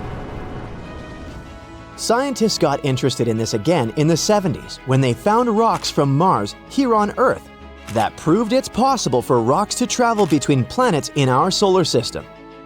They figured out some ways that materials can be sent into space and survive the trip. So yeah, panspermia might be a real thing after all. Basically, scientists were wondering if living things could have hitched a ride between planets in our solar system. But for that to happen, microorganisms would need to survive being launched off of one planet, flying through space, and then landing on another planet. So, scientists have done a bunch of experiments trying to simulate all those crazy conditions. They found that spores can survive each stress individually, and even combined stresses can be simulated in the lab. For instance, microbes could totally survive the trip from Mars to Earth or any other habitable planet in our solar system. And get this, it's not just Mars and Earth that could be swapping germs. There are all these cool moons around Jupiter and Saturn that might be habitable too, like Io, Europa, Ganymede, Callisto, Titan, and Enceladus. Plus, microbes can survive in space for years with just a little UV protection, like they could be space superheroes with a dash of sunscreen. And if they're shielded by 6.5 feet of meteorite, they could live for 25 million years up there. That's longer than most marriages last. But wait, it gets crazier. Scientists found microbes on Earth that were brought back to life after 250 million years. That's like finding a fossil and then it jumps up and says, "Surprise!" All these discoveries have changed the game when it comes to finding life on other planets. We used to think life could only exist on cushy Earth-like planets. But now we know that extreme environments are fair game. And with our improved knowledge of these environments, we've been able to develop astrobiology, which is all about studying the origin, evolution, and distribution of life in the universe. Mars is one of the most promising places to look for life. We've found evidence that it used to have an environment similar to Earth, which means life could have flourished there. And get this, scientists found trace amounts of methane in the Martian atmosphere that could be produced by living organisms. Plus, they recently discovered subsurface liquid water lakes on Mars. So, maybe there are some Martian microbes chilling down there. Europa is another exciting prospect. It has a subsurface ocean that could support life similar to Earth's deep ocean hydrothermal vents or the Antarctic lake Vostok. And Enceladus has hydrothermal vents on its subsea floor and high-speed jets of water vapor and organic-rich particles gushing out from its southern region. So who knows what kind of alien creatures are lurking out there? Bottom line, space is wild and full of surprises. Who knows what kind of crazy stuff we'll find next? Yeah, that long explanation was all about panspermia. But that's definitely not the only theory about the origins of life in space. There's just panspermia theory, but there's also directed panspermia. This theory is a bit crazy though. It suggests that life on Earth was deliberately seeded by an advanced extraterrestrial civilization. This idea is based on the assumption that life is rare in the universe and that it's unlikely to have originated on its own on Earth. Directed panspermia is basically the idea that dudes from other planets intentionally sent life to Earth. I'm not kidding you.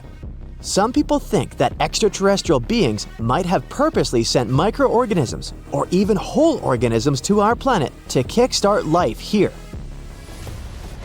The idea is that those dudes might have wanted to spread life throughout the universe, and Earth was just one of their stops. It's kind of like intergalactic gardening. They planted the seeds of life and let it grow. Now, this theory might sound a little out there, but some scientists actually take it seriously. They argue that it's possible that life on Earth is too complex to have just randomly formed on its own, and that an outside force had to have played a role. I personally prefer classic panspermia theory over this one. There's another theory called chemical evolution, and it suggests that life on Earth originated from simple organic molecules that formed spontaneously in the early Earth's atmosphere or in space. These molecules then combined and evolved into more complex structures, eventually leading to the formation of living organisms. The conditions on early Earth were different from what we see today. The atmosphere was mostly composed of gases like methane, ammonia, and carbon dioxide, and there was no oxygen. These conditions were conducive to the formation of organic molecules. One of the most famous experiments that supported the chemical evolution theory was the Miller-Urey experiment in 1952. In this experiment, Stanley Miller and Harold Urey simulated the early Earth's atmosphere in a laboratory and produced amino acids, which are the building blocks of proteins. This experiment demonstrated that organic molecules could be formed from simple inorganic compounds under conditions similar to those found on early Earth. Over time, these simple organic molecules combined and evolved into more complex structures, eventually leading to the formation of living organisms.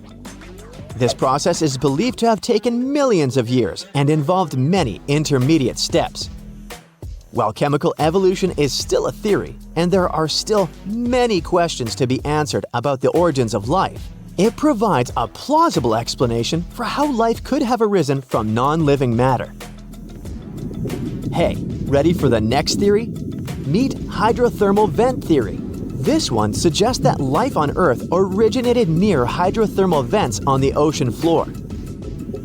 These vents provide a unique environment where chemicals and minerals mix with hot water, creating conditions that could have supported the formation of organic molecules and the evolution of life.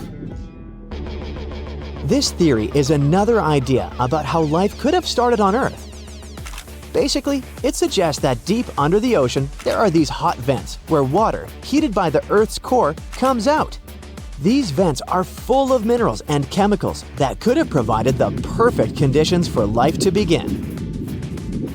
Scientists think that the first living organisms could have started around these vents, using chemicals and minerals to create energy. Over time, these organisms evolved and spread out into other parts of the ocean. The hydrothermal vent theory is still being studied and debated, but it's an exciting idea that could help us understand how life began on our planet. The last, but not the least, RNA world hypothesis. This theory suggests that RNA, aka ribonucleic acid, was the first self-replicating molecule that led to the evolution of life on Earth. RNA is capable of both storing genetic information and catalyzing chemical reactions, making it a possible precursor to DNA and proteins. Basically, the name of this hypothesis is a fancy way of saying that life on Earth might have started with a molecule called RNA. RNA is like a cousin to DNA, which is what makes up our genes. Scientists think that RNA might have been the first molecule that could make copies of itself, which is a key part of how life works.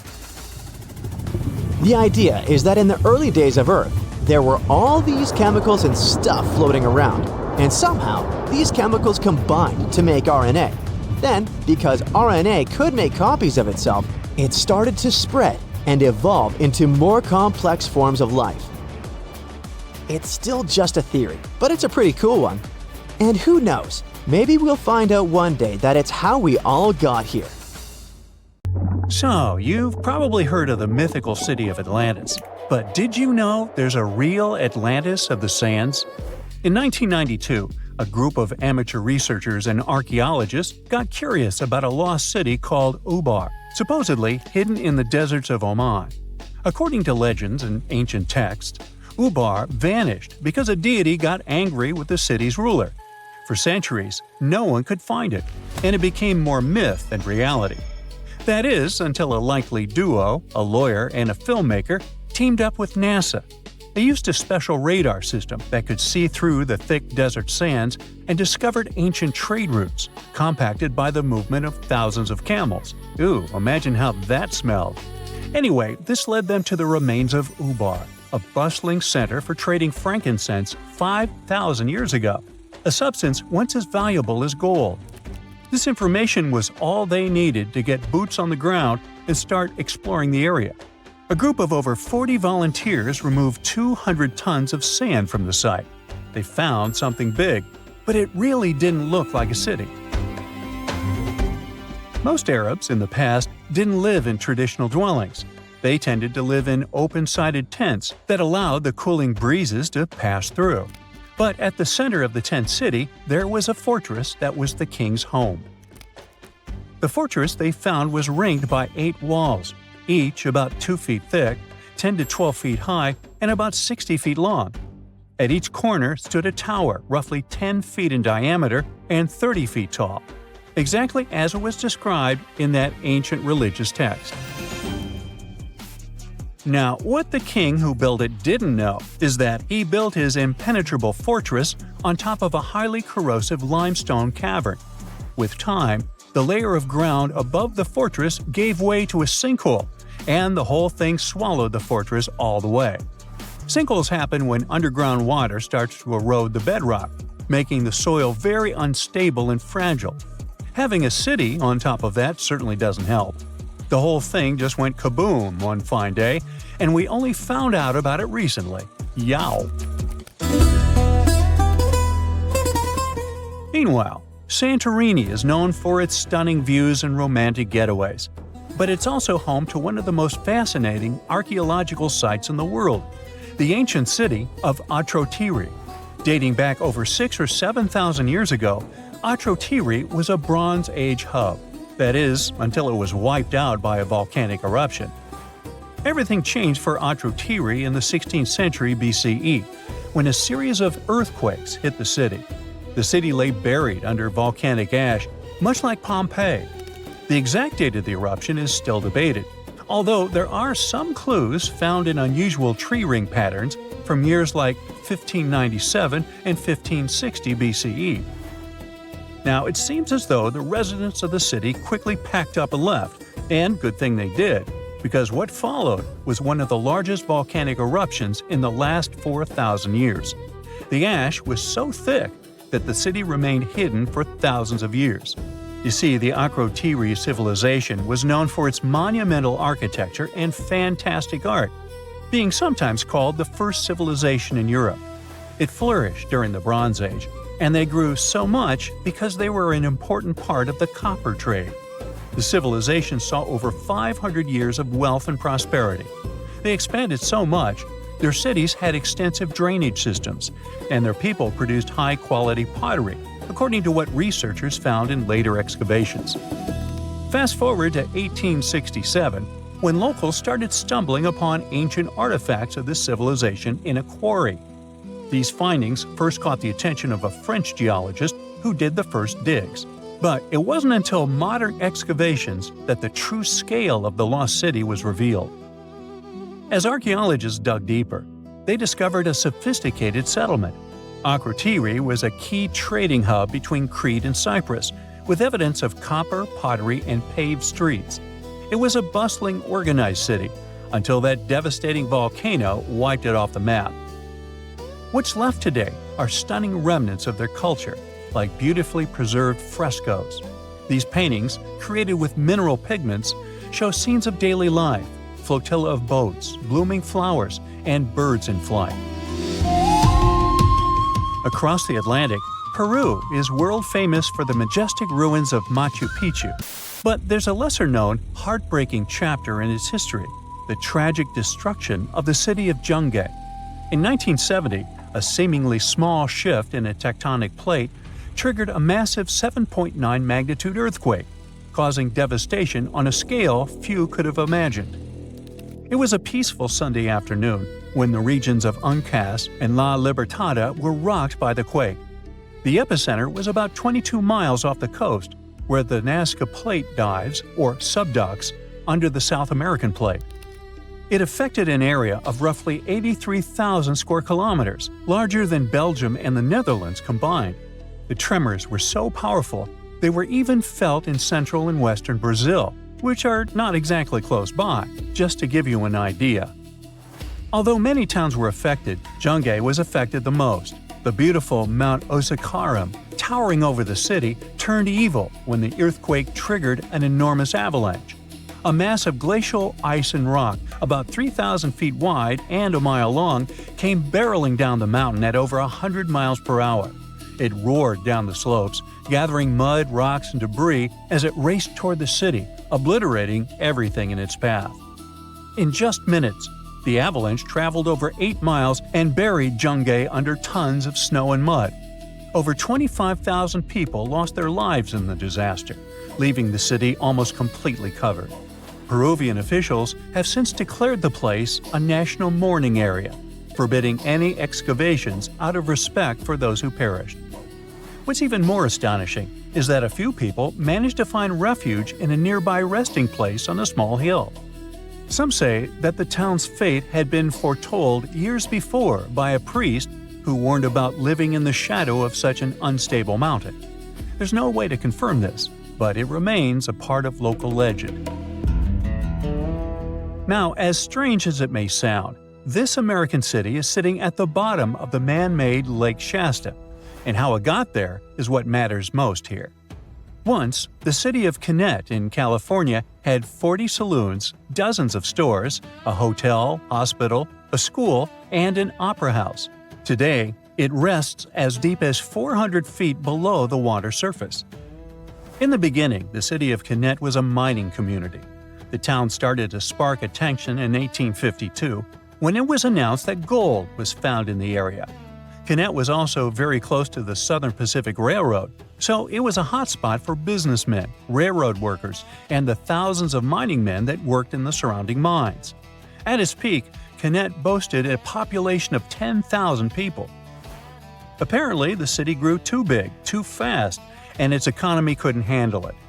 In 1923, Kinnett's largest mine closed permanently, and that was just the excuse the officials needed. Authorities wanted to build a dam in the nearby region, so in 1935 they started working on the Shasta Dam. When Shasta Lake began filling up with water in 1940, the old town's hotel and saloon still existed and were left standing. Today, all of its remaining structure sits in the deepest part of Shasta Lake. Now, here's the craziest part. During a recent California drought, some parts of the town that were taken by the lake's water started to reveal itself. After almost a century underwater, old bridges, train trestles, tunnels, and the town's foundations started to pop out of the lake's muddy depths.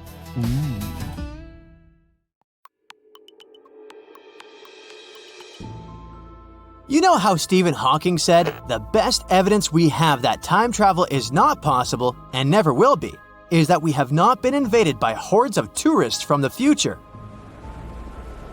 But what if these tourists come to our time, but they do it secretly? You may even have met one of them. Let's see the most famous time travelers. Meet Orin. He's a cyborg who came to us from the year 2050 to stop the coming end of the world. In 2020, he appeared on a TV show where he said the whole world was inside the Matrix. Then he hit the headlines and gave an interview to a popular YouTube channel. As proof that he's a cyborg, he demonstrated his robotic voice, which can be made in a simple computer program.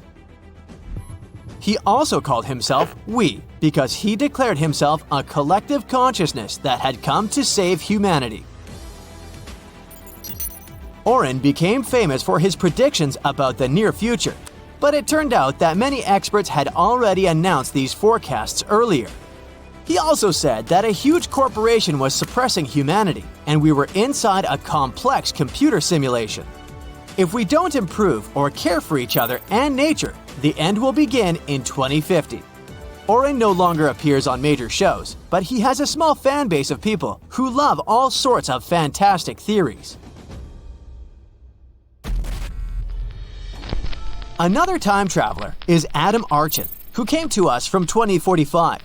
There was an interview with him on YouTube where he shared some details about the future of the US, after which the video went viral and hit the lines in many newspapers.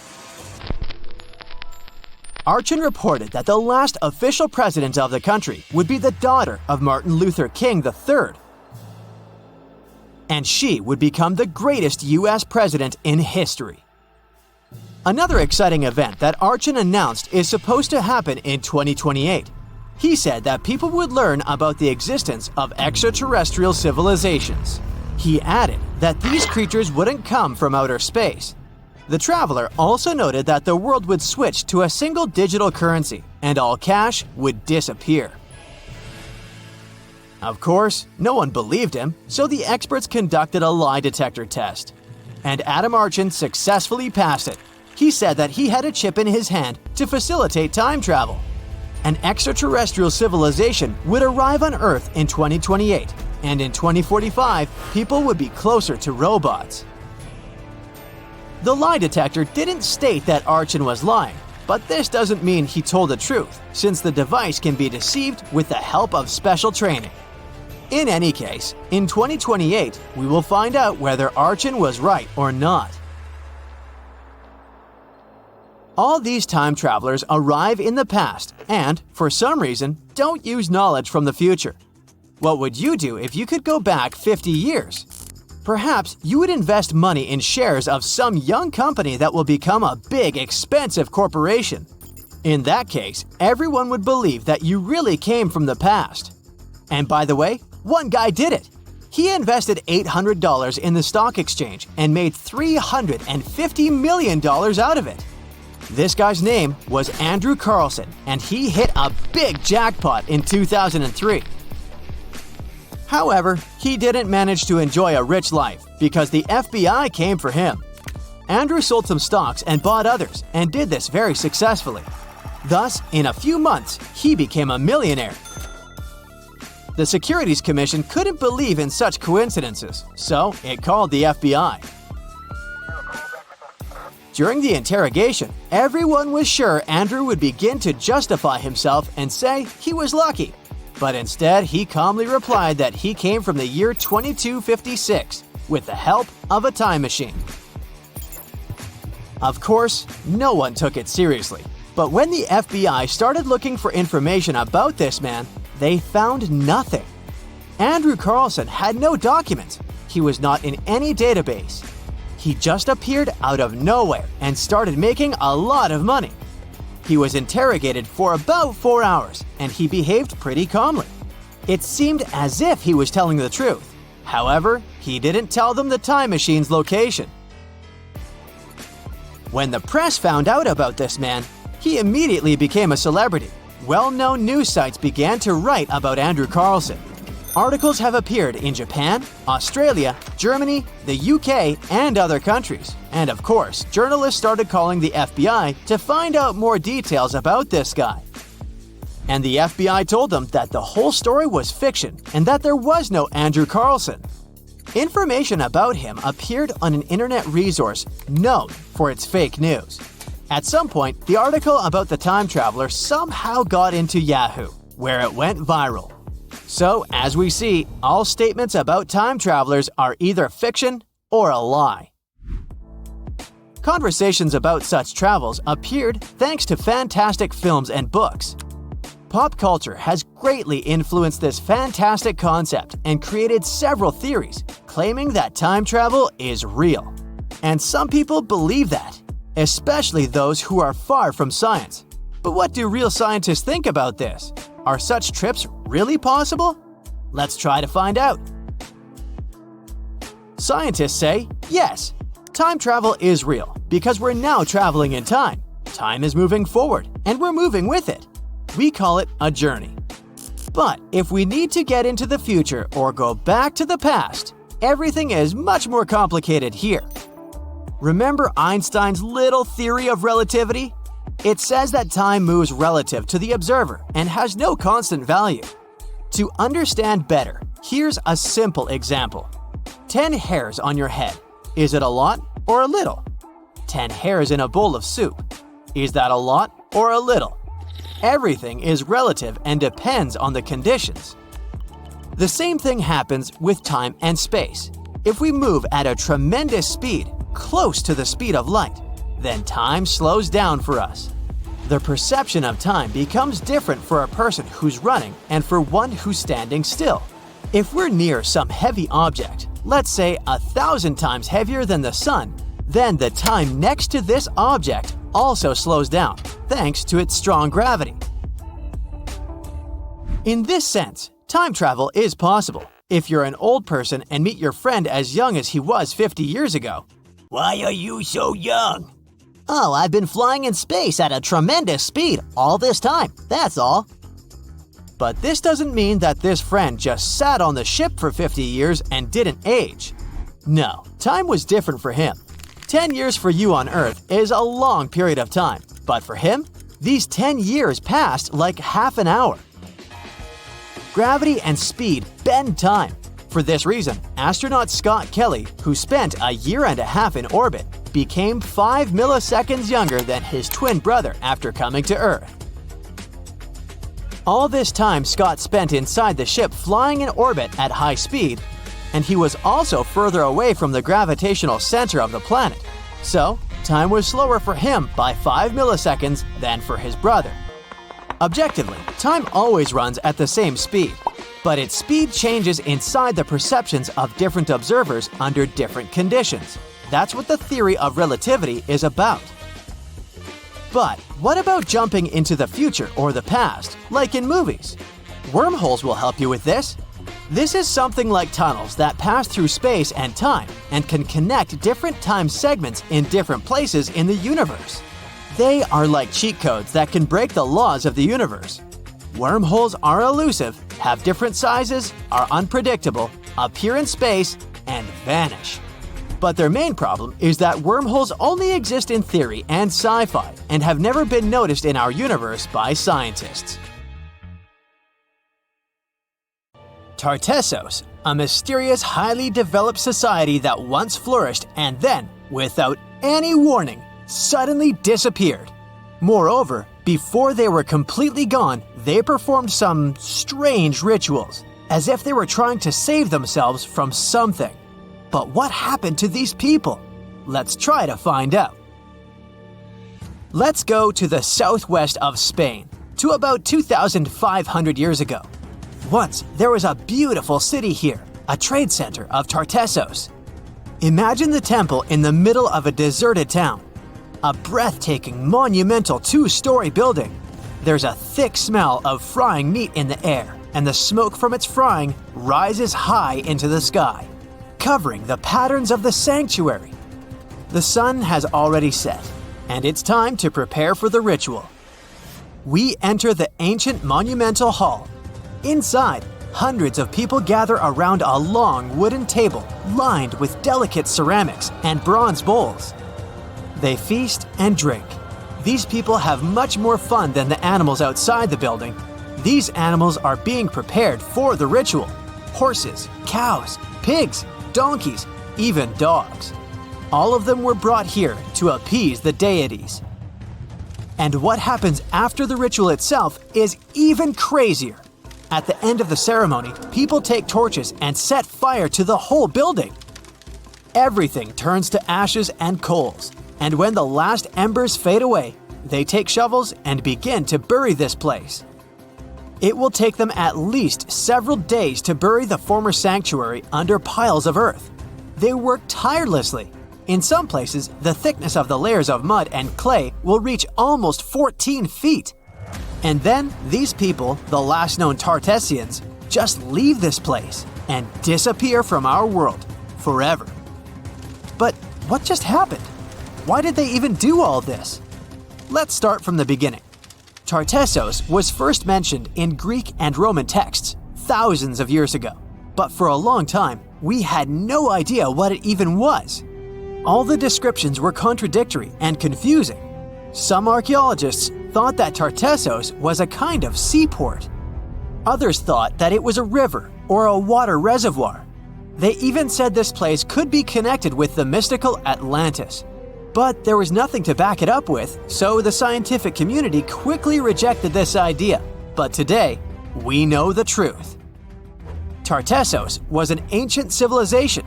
It's been located on the Iberian Peninsula, one of the southernmost islands of Europe. It flourished in the 9th to 5th centuries BC, and then, around 2,500 years ago, suddenly disappeared. They were quite rich. The island had rich reserves of metal, so their economy was thriving. Silver, copper, lead, and other good things were mined in the local Sierra Morena mountains. Almost all the locals were engaged in trade. For them, it was a common thing. Isn't that strange that there were so few records left about them? And not so many monuments of their culture have survived to this day.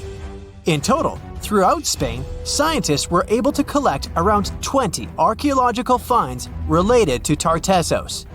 3 of them were excavated in the Guadiana Valley: Cancho Roano, Casas del Turrunuelo, and La Mata. Let's start with the first one. Cancho Roano was discovered in 1978. This find was one of the most significant pieces of the puzzle. This is one of the most beautifully preserved structures of the Tartessian civilization. Not only the walls have survived to this day, but so did the altar, the moat, and even several artifacts. For example, some jewelry and wine glasses. It was a square building surrounded by a deep moat filled with water. And, to be honest, we still don't know its exact purpose. We only assume that it could be an ancient temple. Some rituals were carried out there. For instance, they would set fire to the temple and cover it with thick layers of sand and clay. They even left some expensive artifacts inside, tools, gold jewelry, and so on. Moving on to the next find. Casas del Turrunuelo is one of the best preserved buildings in the entire Western Mediterranean. We only discovered it a couple of years ago, back in 2015. And it hasn't been studied that well yet. But we already know that this place is also pretty weird. Casas del Turrunuelo was a very rich building. It wasn't just some kind of temporary camp. It was a place of monumental, impressive architecture. Massive staircases, vaulted ceilings, luxurious materials brought from all over the Mediterranean, and the latest construction technologies. It was supposed to be a place of power, maybe even something like a palace. And yep, it also became the venue for the rituals.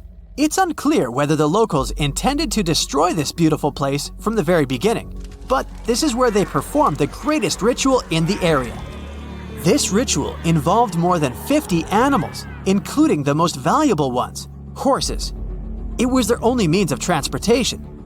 The fact that these people gave away their horses may indicate that they planned to stay here for some time. Perhaps they hoped to appease the deities and settle on local lands. The ritual was carried out exactly as they intended. And just like Cancho Roano, this place was also set on fire.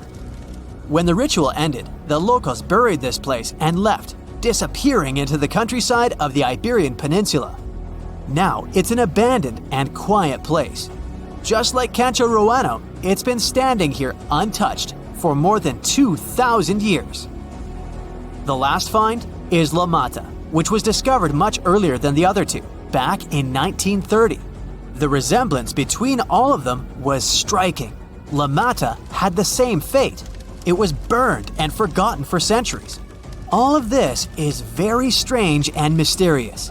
It seems like the locals were fleeing from something. Perhaps something happened that made them start building these banquet halls and arranging large-scale rituals. They thought that their deities turned away from them and tried to appease them. But unfortunately, it didn't work. As a result, they were forced to leave their temples and soon disappeared altogether forever. And by the way, Why did they disappear at all? Well, this is another mystery of this civilization. One of the most important questions is, did they know that they were going to disappear? Or was it something unexpected? Did they suffer some kind of sudden catastrophe from which they were trying to escape? Or something else? Scientists have several theories on this. The first theory says that there may have been several major earthquakes and subsequent tsunamis in this region. These natural disasters destroyed local settlements and severely demoralized the survivors. Perhaps they were looking for salvation from this. Another theory is that there were some problems with trading. Since they were rich in metal and lived off their economy, any problems in it could lead to big troubles. If they had some kind of mining crisis, then relations between different nations could worsen greatly, and things could get pretty nasty. The truth probably lies somewhere in the middle. The most current theory says that around the 6th century BC, a large-scale tsunami hit the port. This greatly damaged the economy, which worsened the relationship between Tartessos and its neighbors. In any case, this seems to be speculation. This place is like a dream come true for archaeologists. It stores a huge amount of information and secrets that we have yet to unravel. The Tartessians had no idea that by burying their artifacts, they were making a real gift to the scientists of the future. And while scientists continue to study them, we can check out the stuff they have already discovered. History lovers can see Tartessian tools, horse figurines, and decorated ivory in the Archaeological Museum of Badajoz. Let's hope that in the future, scientists will learn more interesting things about this civilization, and we'll finally find out what happened to them. Hey, if you think Stonehenge is one of the oldest stone monuments ever, well, let me introduce you to Göbekli Tepe. Buckle up, we gotta travel to Turkey to meet this really old guy. Yeah, he's too old to travel. Jokes aside, Göbekli Tepe, an archaeological site located in southeastern Turkey that dates back to the Neolithic period, around 10,000 BCE. It's considered to be one of the oldest and most significant archaeological discoveries in recent times. The site consists of a series of circular and rectangular structures made of stone pillars. Yeah, it does look like its younger brother Stonehenge. Some of those pillars are decorated with intricate carvings of animals and other symbols. Now, you maybe wonder, hey, why on earth did they make such a fascinating building? What was its purpose? Sorry, I got no answer for that. The purpose of the site is still unknown, but it is believed to have been a ceremonial center for the ancient people who lived in the area. The discovery of Göbekli Tepe has challenged long-held beliefs about the development of human civilization, as it suggests that complex societies may have emerged much earlier than previously thought. Okay, pack your stuff, our travel's just started. Next destination, Masada. It's an ancient fortress located in Israel on a plateau overlooking the Dead Sea. Hey, look at that view, spectacular, huh? It was built by King Herod the Great in the 1st century BCE, and it was very smartly built.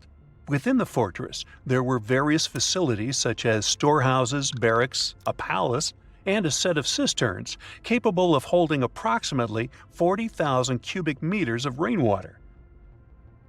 People living there believed that the collected runoff from a single day's rainfall could provide sustenance for over 1,000 individuals for a period of 2 to 3 years. Access to the fortress was limited to 3 steep and winding paths leading up to fortified gates. Still, at one point, the fortress was occupied by people who had fled Jerusalem after the city was captured by the Romans. They held out against the invaders for several months, but eventually they were defeated. But these guys didn't surrender. The story of Masada has become a symbol of resistance and bravery. Today, Masada is a popular tourist attraction and a UNESCO World Heritage Site. The next flight is going to be short. We're popping over to Egypt to see the Karnak Temple Complex. It's a vast ancient Egyptian temple complex located in the city of Luxor, Egypt. It was built over a period of 2,000 years and covers an area of more than 200 acres. The complex is dedicated to the worship of the deity Amun-Roka. Wait a minute, that should be Amun-Ra, and it was one of the most important religious centers in ancient Egypt. The Karnak Temple consists of several temples, chapels, and other buildings, including the Great Temple of Amun, the Temple of Khonsu, and the Temple of Ptah. Ptah! The Great Temple of Amun is the largest and most impressive temple in the complex, with massive columns, statues, and other decorations. One of the most famous features of the Karnak Temple complex is the Avenue of Sphinxes, which is a long avenue lined with Sphinx statues that leads from the entrance of the complex to the Great Temple of Amun. Another notable feature is the Hypostyle Hall, which is a massive hall with 134 columns that are over 70 feet high. The Karnak Temple complex is a popular tourist attraction and a UNESCO World Heritage Site. It's considered one of the most important archaeological sites in Egypt and provides a fascinating glimpse into the religion and culture of ancient Egypt. Hey, we can't hop on the next flight and leave Egypt until we see the Pyramid of Djoser. It has another name, by the way. It's also known as the Step Pyramid. This ancient Egyptian site is located in Saqqara. It was built during the 27th century BCE for the pharaoh Djoser by his architect Imhotep, who is considered one of the most important figures in Egyptian history. People believe this pyramid is the first monumental structure built entirely of stone and is an important example of early Egyptian architecture. The pyramid originally stood at 203 feet tall and was surrounded by a complex of buildings and courtyards. It was constructed in 6 layers, each smaller than the one below it, giving it the distinctive step-like appearance. The pyramid was used as a burial place for Pharaoh Djoser and was surrounded by a vast necropolis that contained the tombs of many other important officials. The Grateful Dead? The Pyramid of Djoser has several renovations and additions over the centuries, including the addition of a limestone casing that covered the original step structure. However, much of the pyramid was destroyed over time, and today only the central core remains. Despite this, it remains an important archaeological site and a popular tourist attraction in Egypt. Alrighty, we're ready to move on. There's one more pretty recent discovery we gotta see today. The Tower of Jericho was only discovered during excavations in the 1950s and 60s. It's an ancient stone tower located in the city of Jericho in the West Bank. Just like Göbekli Tepe, this one is believed to be one of the oldest stone structures in the world, dating back to approximately 8000 BCE. The tower stands at over 28 feet tall. It's made up of 2 main sections, an inner tower and an outer tower, which are connected by a series of stairs. The purpose of the Tower of Jericho is not entirely clear, but it is believed to have served as a defensive structure or a watchtower. It may have also had religious significance, as it was located near a sacred spring. The Tower of Jericho is a significant archaeological site and has provided valuable insights into the early history of human civilization. It's open to visitors and is a popular destination for tourists interested in ancient history. Now, this ancient site even got attention from Netflix, and they made a movie where the action takes place in Mohenjo-Daro. This site was a major center of the Indus Valley civilization in present-day Pakistan. Mohenjo-Daro was one of the largest cities of the ancient world, with a population estimated to have been around 40,000 in its peak. Trust me, that must have been a crazy megalopolis back then. The city was notable for its advanced urban planning, with sophisticated drainage and sanitation systems, and its impressive architecture, including the Great Bath and the Granary. Mohenjo-Daro was abandoned around 1900 BCE, and its ruins were only rediscovered in the 1920s. Today, it is a UNESCO World Heritage Site and an important archaeological site for the study of ancient South Asian civilization. We're heading to a teeny-tiny country that has quite an impressive history. Welcome to Malta. The Tsigansia Temples are a Neolithic site located on the Mediterranean island of Gozo. They're probably one of the oldest freestanding structures in the world, dating back to around 3600 to 3200 BCE. The temples consist of two megalithic structures, each with multiple rooms and altars. The name Gigantia means giant tower in Maltese, as people believe that only giants could have built such massive structures. The temples are believed to have been used for religious purposes and are considered to be an important example of prehistoric architecture.